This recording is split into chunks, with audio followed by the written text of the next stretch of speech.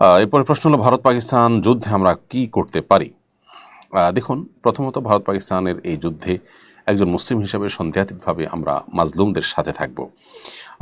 আমাদের প্রতিবেশী উভয়ে, তার মধ্যে ভারত নিকটতম প্রতিবেশী, তারপরও নিকটতম প্রতিবেশী হওয়া সত্ত্বেও ভারতের ক্ষেত্রে পাকিস্তানে যে আক্রমণ করেছে আমরা দেখতে পেয়েছি যে ভারতে যে দুর্ঘটনা ঘটেছে, যে হামলা হয়েছে, সেখানে অনেকগুলো মানুষের প্রাণ হানি হয়েছে। এই ঘটনার দায় পাকিস্তানের উপরে চাপিয়ে যে হামলা করা হয়েছে, সেই দায়টা সাব্যস্ত হওয়ার আগেই সেখানে তারা হামলা করেছেন।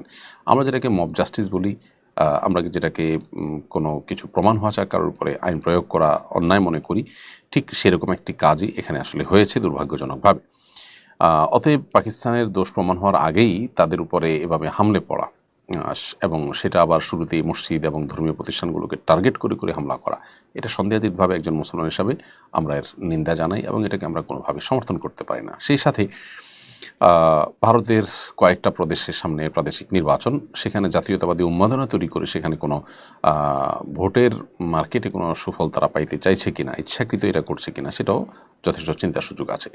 তো একজন মুসলিম হিসাবে আমরা অবশ্য শান্তি কামনা করব। আমরা চাইব যে কোনো প্রকার প্রাণহানি না ঘটে এবং বিশেষ করে মুসলিমদের কোনো প্রকার ক্ষয়ক্ষতি না হয়। মাজলুম এবং জুলুমের শিকার অন্যায়ভাবে অপবাদ দিয়ে মুসলমানদের বিরুদ্ধে যা খুশি তা করা যায়, এটা আজকে পৃথিবীতে অনেকটা এস্টাবলিশড হয়ে গেছে এবং এটা যারা এস্টাবলিশ করেছেন তারাই আমাদেরকে সকাল বিকাল মানবতার সবক দিয়ে থাকেন। অতএব ঘটনা থেকে আমাদের শেখারও কিন্তু অনেক কিছু আছে এবং অভিশপ্ত দেশ এবং অভিশপ্ত মানুষদের অনেকেই বিভিন্ন আপনার মাস্তান রাষ্ট্রগুলো পৃথিবীর, তারা অনেকেই কিন্তু ইতিমধ্যে এই ক্ষেত্রে আমরা দেখছি জালিমদের সহযোগী হওয়ার ঘোষণা তারা প্রকাশ্যে দিয়েছেন। এখান থেকেও সকল কুফরি শক্তিগুলো যে দিন শেষে এক ঐক্যবদ্ধ, আমাদেরকে তারা শুধু মানবিকতার সবক দিয়ে মুসলিম ভ্রাতৃত্ববোধ থেকে বের করে তারা মূলত পরস্পরের ভ্রাতৃত্ববোধে কোনো প্রকার কমতি ঘাটতি করে না। এই ঘটনা থেকে সেটা আবারও অত্যন্ত পরিষ্কারভাবে বোঝা গেছে। আমাদেরকে আল্লাহ তাআলা শিক্ষা গ্রহণ করার তৌফিক দান করুন। এরপরে প্রশ্ন হলো, সম্প্রতি মাদারীপুরে একটি বটগাছ কেটে ফেলার ঘটনা নিয়ে সংবাদ মাধ্যম এবং সোশ্যাল মিডিয়ায় ব্যাপক আলোচনা হয়েছে। শুরুতে বলা হয়েছে স্থানীয় আলেম ওলামা শিরক আখ্যা দিয়ে গাছটি কেটেছেন। পরে বন বিভাগের একজন কর্মকর্তা জানিয়েছেন গাছটি শতবর্ষী ছিল না এবং শিরক আখ্যা দিয়ে নয়, বরং মালিক ঘর কাটার জন্য গাছটি কেটেছেন। এ ধরনের ঘটনাকে কেন্দ্র করে আলেমদের বিরুদ্ধে প্রায় অপপ্রচার করা হয়। ইসলামী দৃষ্টিকোণ থেকে এই ধরনের বিষয়গুলোতে আমাদের করণীয় কী হওয়া উচিত?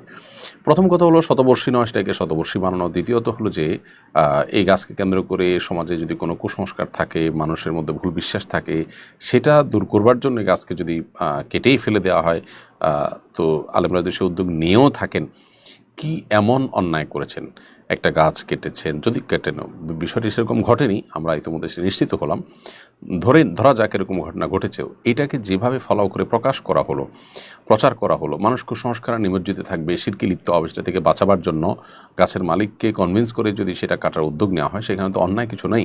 আপনি পরিবেশ রক্ষার নামে একটা গাছ কাটা নিয়ে এত হইচই করছেন, সেখানে ইউরোপিয়ানদের তাদের পরিবেশ বান্ধব ঘর নির্মাণ করার জন্য গাছ কেটে তাদের ওখানে রপ্তানি করছেন এবং আপনার নানাভাবে বৃক্ষ নিধন করে বিভিন্ন কলকারখানা গড়ে তুলছেন। আর এরকম অনেক ঘটনা ঘটছে অহরহ, সেগুলোকে তো এইভাবে ফুলিয়ে পাপিয়ে প্রকাশ করতে দেখা যায় না। আসলে আলেম ওলামা এবং ইসলামকে কাঠগড়ায় দাঁড় করাবার একটা প্রচেষ্টা আমরা মিডিয়াগুলোর অনেকগুলোতে দেখতে পাই, খুবই দুর্ভাগ্যজনক।